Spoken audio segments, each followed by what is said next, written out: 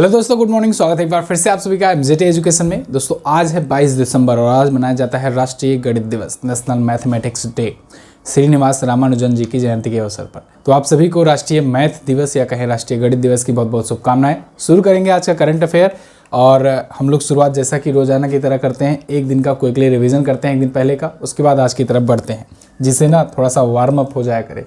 तो चलिए warm up कर लेते हैं। प्रत्येक वर्ष गोवा मुक्ति दिवस कब मनाया जाता है? 19 दिसंबर को। और अभी हाल ही में कौन सी एयरलाइंस है जो 100 मिलियन यात्रियों को ले जाने वाली पहली भारतीय एयरलाइन बनी है? तो वो है इंडिगो। भूटान ने अभी असम की सीमा पर 1000 वर्ग किलोमीटर में एक ग्रीन सिटी बनाने का प्रोजेक्ट पास किया है। इसके अलावा भारतीय नौसेना ने टेक्नोलॉजी डेवलपमेंट के लिए IIT कानपुर के साथ समझौता किया है। और अभी इसरो को लीफ एरिक्सन लूनर पुरस्कार दिया गया, जो कि एक बहुत ही प्रेस्टिजियस सम्मान होता है। इंडियन स्ट्रीट प्रीमियर लीग में अभी मुंबई का मालिक यानी मुंबई टीम का मालिक चुना गया है अमिताभ बच्चन को। दिसंबर 2023 में उत्तर प्रदेश सरकार ने 57 जिलों में साइबर अपराध पुलिस यानी साइबर क्राइम पुलिस स्टेशन स्थापित करने की घोषणा की है। और अभी अगेंस्ट ऑल ऑड्स और विनिंग मिडल इंडिया, इन दोनों पुस्तकों को गाजा कैपिटल बिजनेस बुक पुरस्कार 2023 से सम्मानित किया गया है। डॉक्टर पूनम खेत्रपाल ये भूटान में national order of merit gold medal जीती हुई हैं। और अभी हाल ही में अमेरिका की ही एक अदालत है कोलोराडो सुप्रीम कोर्ट, उसने डोनाल्ड ट्रंप को राष्ट्रपति पद के लिए अयोग्य घोषित कर दिया है। ये तो था टॉप 10 करंट अफेयर का क्वेश्चन आपका कल के दिन का, जिनका आपने किया है क्विकली रिविजन। अब बात करेंगे आज की करंट अफेयर की तरफ, लेकिन उससे पहले इसकी PDF और क्विज आपको MZT ऐप पर मिलेगी, वहां से आप इसे प्राप्त कर सकते हैं। शुरू करते हैं। पहला क्वेश्चन यही है, प्रत्येक वर्ष राष्ट्रीय गणित दिवस कब मनाया जाता है? तो ये मनाया जाता है 22 दिसंबर को। 22 दिसंबर को भारत के महान गणितज्ञ श्रीनिवास रामानुजन जी की जयंती होती है और इनकी ही जयंती को हम लोग सेलिब्रेट करते हैं राष्ट्रीय मैथ दिवस या राष्ट्रीय गणित दिवस के रूप में। राष्ट्रीय गणित दिवस दोस्तों ये 2012 से मनाया जाना शुरू हुआ। तत्कालीन प्रधानमंत्री मनमोहन सिंह जी द्वारा ये शुरू किया गया था।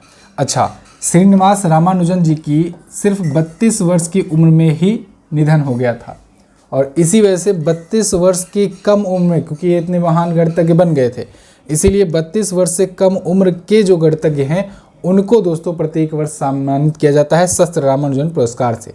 तो शस्त्र रामानुजन पुरस्कार भी आप ध्यान रखिएगा, बहुत इंपॉर्टेंट है। पूछा जाएगा कितने वर्ष के गणितज्ञ को दिया जाता है, तो आप बताएंगे 32 वर्ष से कम उम्र के गणितज्ञ को। इस बार 2023 का किसने जीता है? रुई किसियांग झांग ने जीता है। ये बहुत इंपॉर्टेंट है, याद रखना। ये तो रही बात राष्ट्रीय गणित दिवस की। दोस्तों मनाया जाता है अंतर्राष्ट्रीय गणित दिवस।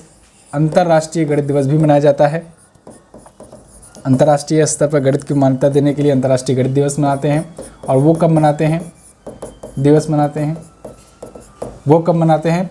वो मनाते हैं 3.14 को, मतलब मार्च को तीसरा, देखो तीसरा महीना कौन सा है? मार्च का होता है और 14 तारीख को, 14 मार्च को मनाते हैं राष्ट्रीय गणित दिवस। अब ये 3.14 मैंने क्यों बोला? क्योंकि ये होता है पाई का वैल्यू। पाई आप जानते हो ना, पाई की वैल्यू क्या होती है? 3.14 या 22/7। तो उसी को आप याद रख सकते हो, उसी का डेट चुना गया है 14 मार्च, ठीक है ना? 14 मार्च अंतर्राष्ट्रीय गणित दिवस। समझ में आया? आगे ये महत्वपूर्ण दिवस हैं दिसंबर महीने के, इनको देख लो। 1 दिसंबर को विश्व एड्स दिवस मनाया गया था। 2 दिसंबर को विश्व कंप्यूटर साक्षरता दिवस, 2 को ही राष्ट्रीय प्रदूषण नियंत्रण दिवस, 2 को ही अंतर्राष्ट्रीय दास उन्मूलन दिवस और 4 दिसंबर को भारतीय नौसेना दिवस। 5 दिसंबर को अंतर्राष्ट्रीय स्वयंसेवक दिवस, 5 को ही विश्व मृदा दिवस, 7 दिसंबर अंतर्राष्ट्रीय नागरिक उड्डयन दिवस, 9 दिसंबर अंतर्राष्ट्रीय भ्रष्टाचार विरोधी दिवस, 10 को अंतर्राष्ट्रीय मानव अधिकार दिवस, 11 को विश्व अंतर्राष्ट्रीय माउंटेन दिवस या पर्वत दिवस, 12 दिसंबर राष्ट्रीय ऊर्जा संरक्षण दिवस, 16 दिसंबर को विजय दिवस, 18 दिसंबर को अंतर्राष्ट्रीय प्रवासी दिवस और 18 को ही अल्पसंख्यक अधिकार दिवस। 19 को मनाया गया गोवा मुक्ति दिवस और 22 दिसंबर को राष्ट्रीय गणित दिवस। क्लियर है? आगे बढ़े। अगला क्वेश्चन है, हाल ही में किसे हिंदी भाषा के लिए साहित्य अकादमी अवार्ड्स 2023 दिया गया? देखो, साहित्य अकादमी पुरस्कार ये भारत में साहित्य के लिए बहुत ही प्रेस्टिजियस माना जाता है। ये 24 भाषाओं में दिया जाता है। तो अभी सभी के लिए देने की घोषणा कर दी गई है। कई कैटेगरी में भी दिए जाते हैं। तो यहाँ पर पूछा गया है हिंदी भाषा के लिए साहित्य अकादमी अवार्ड किसे दिया गया? तो हिंदी भाषा के लिए दिया गया है किसे? संजीव को। लेखक हैं ये संजीव, और इन्होंने एक नॉवेल लिखा है। देखो यहाँ पर पूरी लिस्ट है आपके सामने, जिसमें पोएट्री के लिए, नॉवेल के लिए, शॉर्ट स्टोरीज के लिए, एसेज के लिए और लिटरेरी स्टडी के लिए, इन सब के लिए ये दिया गया है अवार्ड। सभी का नाम है और उनकी भाषाओं का नाम है। जैसे विजय वर्मा को डोगरी भाषा के लिए दिया गया, विनोद जोशी को गुजराती भाषा के लिए दिया गया, मंसूर बनिहाली को दिया गया कश्मीरी के लिए। ऐसे ऐसे जैसे कि मैंने आपको बताया, ये 24 भाषाओं के लिए दिया जाता है, 24 भाषाओं में दिया जाता है, ठीक है ना। तो इस बार जो हिंदी है उसको दिया गया, हिंदी के लिए संजीव को, इनका उपन्यास है मुझे पहचानो, इस उपन्यास के लिए इनको दिया गया है। ऐसे ही इंग्लिश की अगर बात करें तो नीलम शरण गौर को दिया गया है रिक्वेम इन रागा जानकी के लिए, ये भी इनका नॉवेल है और इसके लिए ये इंग्लिश भाषा में पाए हैं। और बाकी का मैंने यहाँ पर लिस्ट दे दिया है, कौन पोएट्री के लिए पाया है, कौन नॉवेल के लिए, कौन किसके लिए, आप इसको देख सकते हैं। इम्पॉर्टेंट क्या है, इम्पॉर्टेंट आपके लिए हिंदी वाला याद रखना, ये ज़्यादा पूछा जाने के चांस होता है। देखो इस बार टोटल 9 बुक्स को, उपन्यास की 6 यानी कि 6 नॉवेल को, 5 शॉर्ट स्टोरीज को, 3 एस्से को और 1 साहित्यिक अध्ययन के लिए दिया गया है पुरस्कार, ठीक है। तो टोटल कितना हुआ, 9 6 15 5 20 3 23 1 24 को दिया गया है 24 भाषाओं में। 12 मार्च 1954 को यह स्थापित किया गया था और ये केंद्रीय संस्कृति मंत्रालय के तहत दिया जाता है। 1 लाख रुपए का कैश मिलता है और एक उत्कीर्ण तांबे की पट्टिका दी जाती है साहित्य अकादमी पुरस्कार में। अगला, हाल ही में WHO ने कोविड-19 के एक नए वेरिएंट के बारे में बताया। इस वेरिएंट का क्या नाम है? देख रहे हो आप, कोविड का एक बार फिर से केसेस मामले बढ़ते जा रहे हैं। एक नया वेरिएंट आया है सामने, ये नया वेरिएंट है JN1। यहाँ पर देख पाओगे, ET प्राइम का आर्टिकल है, WHO classifies JN1 as a कोविड-19 variant of interest but says it poses low risk. ये उतना ज़्यादा रिस्की नहीं है, लेकिन हाँ ये स्प्रेड हो रहा है तेज़ी से। पहले इसका मामला देखने को मिला अमेरिका में, उसके बाद भारत में, अभी केरल में भी देखने को मिला है और अब इंडिया के अलग अलग शहरों में भी तेज़ी से ये फैल रहा है। कोविड-19 का ये जो नया वेरिएंट है ये JN.1 के नाम से जाना जा रहा है। ये ओमिक्रॉन का ही वेरिएंट है, ओमिक्रॉन भी कोविड का ही वेरिएंट था। BA.286 या पिरोला का सब वेरिएंट माना जा रहा है। अब देखो ये वेरिएंट क्या है, इसको समझ लो। आपने सुना होगा एक टर्म म्यूटेशन। ये म्यूटेशन क्या होता है? म्यूटेशन आप समझ लो कि कोई एक प्रोडक्ट हो या कोई एक, आप वायरस का ही टर्म लो, कोई एक वायरस हो, उसका एक नया वायरस बन जाना, लेकिन कुछ कुछ सिमिलरिटी हो और कुछ वो अलग ही उसका कॉन्सेप्ट हो, मतलब सिर्फ थोड़ा थोड़ा ही अपने मूल रूप से मिल रहा हो, बाकी वो अलग इम्पैक्ट डाल रहा हो। वो इम्पैक्ट हो सकता है अच्छा हो सकता है बुरा हो, मतलब हो सकता है वो ज़्यादा प्रभावी हो सकता है वो कम प्रभावी हो। अब ये कैसे होता है? ये होता है एक्चुअली में, वायरस वगैरह जो होते हैं ना, वो प्रति सेकंड लाखों लाख अपने आप के कॉपीज़ बनाते हैं। जैसे ही वायरस जाता है आपके फेफड़े में, तेज़ी से कैसे फैलता है, वो अपने लाखों लाख कॉपीज़ बनाते हैं। अब जैसे आप लाखों लाख कॉपीज़ बनाते हो किसी भी चीज़ का, चाहे वो प्रिंटिंग में ही ले लो, कोई आप बुक या कोई पेज प्रिंट करने जाओ, तो अगर लाख कॉपी कर रहे हो तो ऑब्वियस सी बात है एक दो उसमें से हो सकता है कोई गड़बड़ निकल जाए। ऐसे ही इसमें होता है, जब म्यूटेशन होता है, जब वो वायरस अपने आप की लाखों लाख कॉपीज़ बनाते हैं, तो उसमें कोई एक कॉपी होती है जो अपने लीग से हट करके कोई और लक्षण प्रकट करने लगती है। ये जो इसका अलग सा लक्षण होता है, सिम्टम्स होता है, ये कभी कभी हो सकता है बहुत ज़्यादा प्रभावी हो जाए अपने मूल वाले से, हो सकता है बहुत लो प्रभावी हो जाए। अब जो लो प्रभावी होगा वो तो हम लोग को पता नहीं चलेगा, क्योंकि वो लाखों में से कितने लो हुए हैं हम लोग कभी नहीं गिन पाए, क्योंकि वो खत्म हो जाएंगे। और कुछ हो जाएंगे जो अधिक प्रभावी हो जाएंगे। जो अधिक प्रभावी हो जाते हैं वो अधिक नुकसान पहुंचाते हैं। ठीक वैसे ही जैसे आपने देखा 2020 वाला जो कोरोना था, उसमें अपेक्षाकृत कम मृत्यु होती थी। 2021 में जो कोरोना आया अगली साल, उसमें बहुत ज़्यादा मृत्यु होने लगी, बहुत ज़्यादा डेथ होने लगी। क्यों? क्योंकि वो म्यूटेट हो गया था, वो म्यूटेशन आ गया था, मतलब एक नया वेरिएंट आ गया था जिसे ओमिक्रॉन कहा गया है ना। तो ये है म्यूटेशन, कि जब लाखों लाख कॉपीज़ बनती हैं किसी चीज़ की, तो उसमें एक दो अगर डिफेक्ट निकल गया और वो डिफेक्ट अपने आप में और अगर प्रभावी हो गया तो वो ज़्यादा घातक हो जाता है। ऐसे ही होता है म्यूटेशन। तो ऐसे ही अलग अलग वेरिएंट बनते हैं, तो उसी को अलग अलग वेरिएंट कहते हैं हम लोग। यहाँ पर JN.1 आया हुआ है, लेकिन कहा जा रहा है कि ये उतना प्रभावी नहीं है, लेकिन इसकी प्रसार दर ज़्यादा है, इसलिए फैल रहा है ज़्यादा से। समझ में आया? चलो, तो सितंबर 2023 में अभी USA में देखने को मिला था पहला मामला, और 8 दिसंबर को केरल में मिला था। आई होप ये बात आपको समझ में आ गई होगी। आगे WHO के बारे में ये बेसिक चीज़ें तो आप जानते हो कि 7 अप्रैल 1948 को स्थापना हुई थी, जिनेवा में हेडक्वार्टर है, टेड्रोस अधनोम इसके अध्यक्ष हैं, वगैरह वगैरह। आगे हाल ही में कहाँ पर अंतर्राष्ट्रीय गीता महोत्सव शुरू हुआ? तो अंतर्राष्ट्रीय गीता महोत्सव दोस्तों हरियाणा में आयोजित हो रहा है। इस बार अंतर्राष्ट्रीय गीता महोत्सव बहुत ही धूमधाम से हरियाणा के कुरुक्षेत्र में आयोजित किया जा रहा है। कुरुक्षेत्र ये वही स्थल है जहाँ पर महाभारत हुआ था कभी, और जहाँ पर गीता को उपदेश दिया गया था। तो देखो अंतर्राष्ट्रीय गीता महोत्सव में महाआरती और महापूजन आयोजित किया गया। ये 17 दिसंबर से 24 दिसंबर तक आयोजित हो रहा है, और यहाँ पर अपने उपराष्ट्रपति जयदीप धनखड़ जी भी मौजूद हैं, मनोहर लाल खट्टर जो कि हरियाणा के CM हैं, इसके अलावा गीता मनीषी स्वामी, ये सभी यहाँ पर महाआरती और महापूजन में हिस्सा ले रहे हैं। तो ये हुआ अंतर्राष्ट्रीय गीता महोत्सव, बहुत इंपॉर्टेंट है, याद रखना। अंतर्राष्ट्रीय योग महोत्सव कहाँ आयोजित हुआ था? देहरादून में। अंतर्राष्ट्रीय आयुर्वेद महोत्सव कहाँ हुआ था? तिरुवनंतपुरम में। ये मिलते जुलते आयोजन हैं, याद रखना। अब बात करेंगे हरियाणा की। हरियाणा आपको दिखेगा यहाँ पर मैप में, छोटा सा राज्य है हरियाणा, चंडीगढ़ इसकी राजधानी है, मनोहर लाल खट्टर BJP पार्टी से CM है, गवर्नर है बंडारू दत्तात्रेय। यहाँ पर ना देखो बड़खल झील, सूरजकुंड इंपॉर्टेंट है, इसको याद रखिएगा, ये पूछा जा सकता है। ब्रह्म सरोवर, दमदमा झील, सोहना लेक, ये सभी प्रमुख यहाँ की झीलें हैं। सुल्तानपुर नेशनल पार्क पूछा जाता है, कलेसर नेशनल पार्क पूछा जाता है, सिंबलवाड़ा राष्ट्रीय उद्यान भी है। इसके अलावा खोरिया नृत्य, दफ नृत्य, सांग नृत्य है। 22 जिले हैं, विधानसभा में 90 सीट, लोकसभा में 10 और राज्यसभा में यहाँ से 5 सीट जाती है। आगे बढ़ते हैं। हाल ही में किस राज्य ने निमोनिया से निपटने के लिए सांस अभियान शुरू किया? तो देखो सांस अभियान जो है निमोनिया से निपटने के लिए मणिपुर ने शुरू किया है। मणिपुर आप जानते हो एक राज्य है भारत का, पूर्वोत्तर राज्य, उसने सांस कैंपेन शुरू किया है। ये कैंपेन शुरू किया गया है निमोनिया के केसेस को कम करने के लिए। निमोनिया क्या है?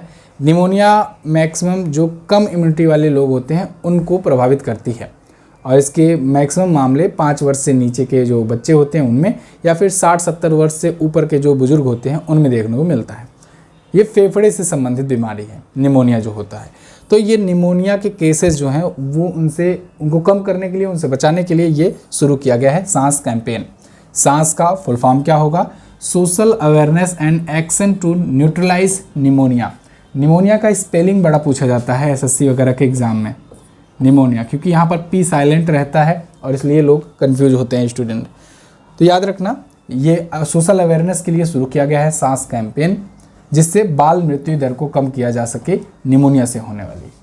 आपको ये पता होना चाहिए कि भारत भर में जितने भी 5 वर्ष से नीचे की उम्र के बच्चों की मृत्यु होती है उनमें से 15% मृत्यु अकेले केवल निमोनिया के कारण होती है। तो निमोनिया जो है एक घातक बीमारी है, खास करके बच्चों के लिए। ये एक बैक्टीरियल या फंगल संक्रमण होता है और वायरल भी होता है, फैलता भी है। इवन जब कोविड शुरुआत में फैला था, जब कोविड के बारे में किसी को नहीं पता था, तो ये फेफड़े से संबंधित क्योंकि होता है ये भी, तो लोग यही कह रहे थे कि ये एक निमोनिया टाइप का है, कुछ समझ में नहीं आ रहा था किसी को, तो निमोनिया टाइप कह रहे थे। निमोनिया किस लिए? क्योंकि ये भी फेफड़े से संबंधित होता है और ये भी अपनी रेस्पिरेटरी सिस्टम को नुकसान पहुंचाता है। मणिपुर की बात करेंगे। मणिपुर यहाँ पर आपको देखने को मिल जाएगा। मणिपुर की राजधानी होती है इम्फाल।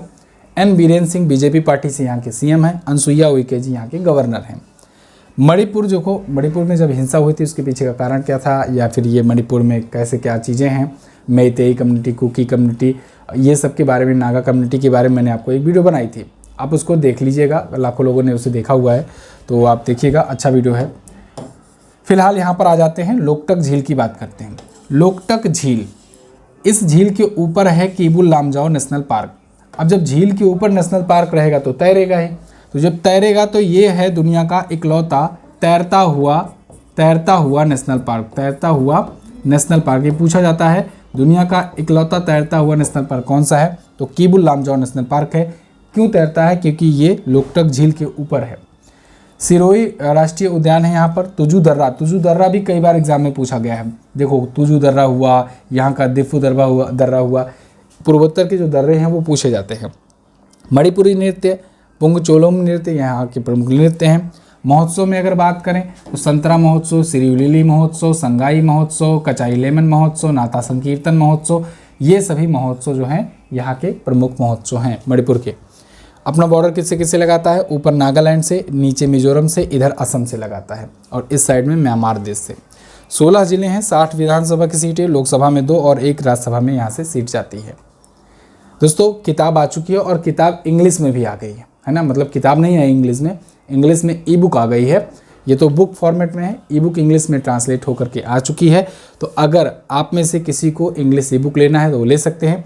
जिन किसी को चाहिए कि हार्ड कॉपी में, तो हार्ड कॉपी में भी फ़ोटो कॉपी यहाँ से करवा करके प्रोवाइड किया जा रहा है, और वो आपको मैं दिखाऊँ लगभग इतना मोटा जा रहा है, ठीक है ना, इतना मोटा।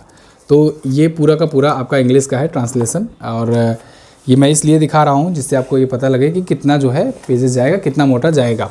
तो इसलिए कोशिश करो, अगर PDF से पढ़ पाओ तो कोशिश रहे आपकी कागज़ वगैरह बचाओगे, पेड़ 2-4 पेड़ बच जाएंगे।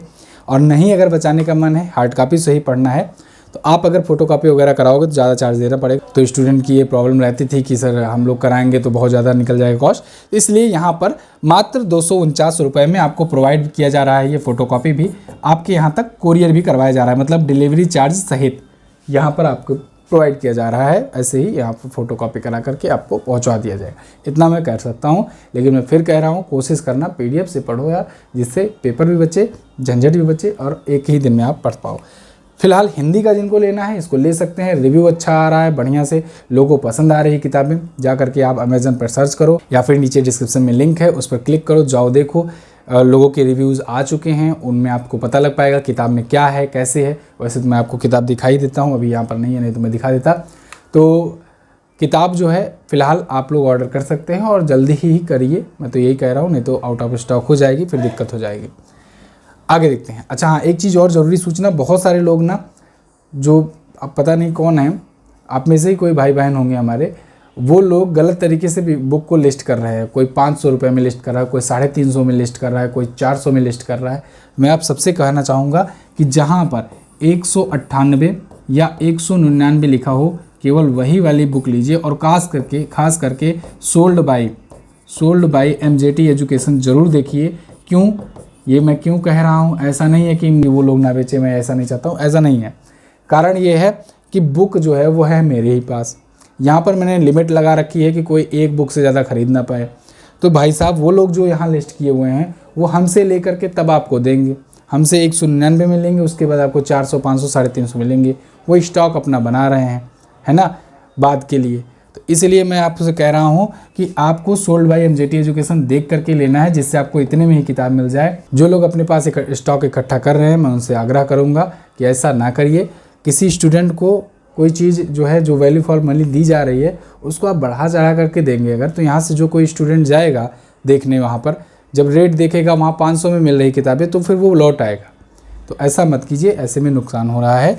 तो आप जो है, जो आप सबसे मैं कहूँगा कि 198 या 199 ही अगर दिखे तो फिर ही लीजिएगा, इससे नीचे नहीं लीजिएगा, क्योंकि इससे नीचे मैं दाम कम नहीं करूँगा और ना ही इससे ज़्यादा मैं बढ़ाऊँगा, ठीक है ना। तो आपको इतने में ही किताब लेनी है। चलिए, मैं आज ये चीज़ भी क्लियर कर दे रहा हूँ, ना इससे ज़्यादा बढ़ेगी किताब, ना कदम, ना इससे कम होगा। और MJT एजुकेशन ज़रूर देख लेना, क्योंकि किताब हमारे ही पास है, यहीं से जानी है। आगे, किसे औद्योगिक जल उपयोग दक्षता श्रेणी के तहत फिक्की जल पुरस्कार 2023 प्राप्त हुआ? तो औद्योगिक जल उपयोग दक्षता श्रेणी के तहत फिक्की जल पुरस्कार जो है, ये किसे प्राप्त हुआ है? ये मिला है दोस्तों NTPC कांति को। NTPC के कांति एक मतलब कि सब यूनिट है, उसको ये दिया गया है। देखो, NTPC Kanti receive FICCI water award 2023 for industrial water use efficiency. Industrial water को कितना इफिशियंसी से यूज किया जाए, जिससे जल संरक्षण भी हो सके और लोग उसका बेहतर यूज भी कर सके, लोगों के बीच अवेयरनेस भी फैलाई जा सके। इस तरह की कुछ NTPC कांति ने कुछ अवेयरनेस फैलाई थी, जिस वजह से इसको औद्योगिक जल उपयोग दक्षता की कैटेगरी में फिक्की जल पुरस्कार दिया गया है। ये फिक्की जल पुरस्कार का 11वां संस्करण था। फिक्की के बारे में अगर बात करें तो federation of Indian chambers of commerce and industry होता है। अभी रिसेंटली इसके अध्यक्ष बनाए गए हैं। वो अध्यक्ष का नाम आपको याद रखना है, डॉक्टर अनीस शाह नए अध्यक्ष बने हैं। अभी कुछ दिन पहले मैंने बताया था आपको। मुख्यालय नई दिल्ली में है, 1927 में इसकी स्थापना हुई थी। आगे, और NTPC की अगर बात करें, national thermal power corporation of India, 1975 में इसकी स्थापना हुई थी। गुरदीप सिंह इसके अध्यक्ष हैं और इसका हेडक्वार्टर नई दिल्ली में है। NTPC एक महारत्न कंपनी है। अगला, भारतीय राष्ट्रीय राजमार्ग प्राधिकरण यानी national highways authority of India के द्वारा अभी हाल ही में त्वरित आपातकालीन प्रक्रिया के लिए, यानी कि क्विक इमरजेंसी रिस्पॉन्स के लिए कौन सा मोबाइल ऐप लॉन्च किया गया है? तो ये मोबाइल ऐप है कौन सा? NHAIERS, national highways authority of India emergency response system, ERS app. ये ऐप क्या करेगा कि जैसे कोई का एक्सीडेंट होता है रोड पर, हाईवेज पर खास करके, तो हाईवेज पर अगर किसी का एक्सीडेंट होता है तो क्विकली वो इस ऐप के जरिए मदद ले सकता है, या इससे जुड़ी जो भी सुविधाएं उस टाइम मिल रही हो उसका मदद मिल सकता है उसे। तो यहाँ पर देखिए PIB दिल्ली का ये आर्टिकल है और इसमें पूरा डिटेल में लिखा गया है। यहाँ पर देखिए बताया गया है national highways authority of India ने ये लॉन्च किया हुआ है और 1033 यानी कि 1033 पर कॉल करके भी, कॉल सेंटर के भी मदद ली जा सकेगी। NHAIERS मोबाइल एप्लीकेशन लॉन्च किया गया है। इसको NHAI ने कंप्यूटर एडेड डिस्पैच सिस्टम के साथ मिल करके लॉन्च किया है। ये भी एक संस्था है। और सबसे खास बात जो है, जो इस क्वेश्चन का महत्व और बढ़ाती है, और यही क्वेश्चन आपसे पूछा जाएगा। क्या पूछा जाएगा? ये ऐप मोटर वाहन अधिनियम 1988 और केंद्रीय मोटर वाहन नियम 1989 के तहत सड़क सुरक्षा बढ़ाने के लिए लाया गया है। अब क्वेश्चन कैसे बनेगा, जिसमें आजकल के लोग जो हैं वो परेशान हो जाते हैं। जब क्वेश्चन जाते हो देखने तो कहते हो कि ये नहीं पूछा गया कि IPL कौन जीता। अब वो नहीं पूछा जाएगा। अब क्या पूछा जाएगा? अब क्वेश्चन से रिलेटेड जो स्टैटिक आते हैं वो पूछे जाते हैं। पूछा जाएगा कि चलो बताओ, मोटर वाहन अधिनियम, सड़क सुरक्षा के लिए मोटर वाहन अधिनियम कब लाया गया था? सिंपल सा क्वेश्चन है। कब लाया गया था? 1988 में। केंद्रीय मोटर वाहन नियम कब लाया गया था? तो 1989 में। ऐसे क्वेश्चंस पूछे जा रहे हैं आजकल के एग्जाम में, तो आपको प्रिपेयर रहना है। ठीक है, आगे बाकी NHAI के बारे में बात करें, नई दिल्ली में हेडक्वार्टर है। 1995 में स्थापना हुई थी। संतोष कुमार यादव इसके अध्यक्ष हैं। अच्छा, इसी के द्वारा अभी एक और राजमार्ग यात्रा ऐप भी लाया गया था। राजमार्ग यात्रा ऐप इंपॉर्टेंट है ये भी चीज़। अगला क्वेश्चन, हाल ही में किसको मरणोपरांत वीर चक्र से सम्मानित किया गया? तो दोस्तों अभी हाल ही में lieutenant vice admiral Benoy Roy Chaudhury ji को वीर चक्र से सम्मानित किया गया। इनको मरणोपरांत सम्मानित किया गया है। ये हैं बेनॉय रॉय चौधरी थे।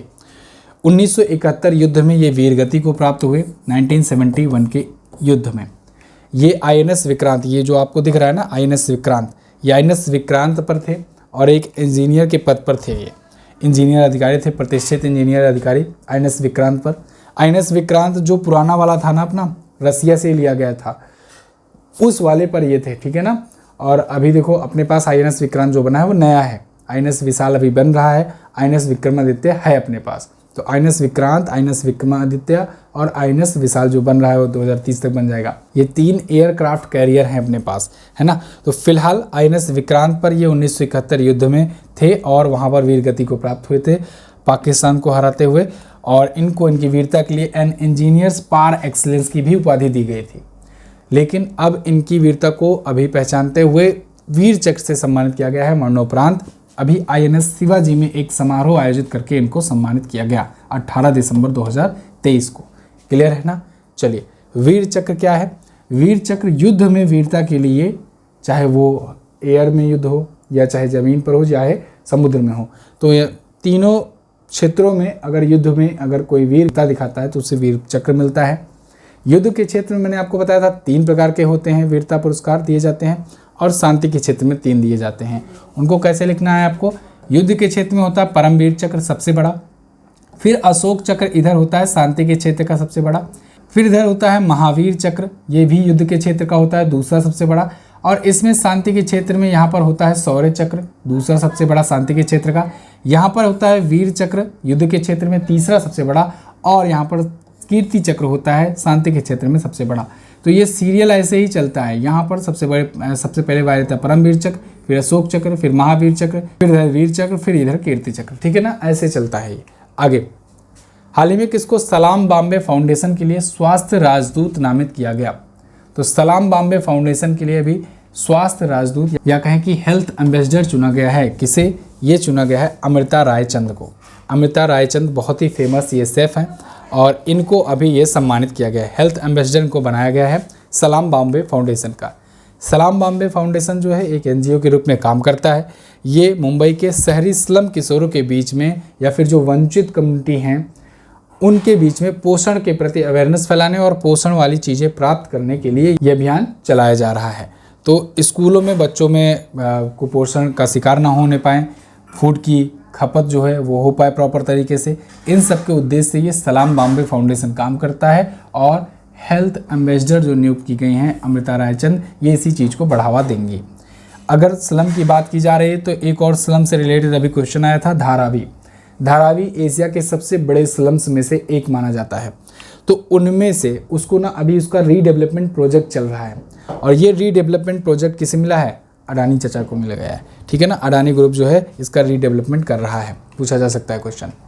आगे, हाल ही में किसे 13वें पीएससी उत्कृष्टता पुरस्कार में सीएमडी ऑफ द ईयर का पुरस्कार दिया गया?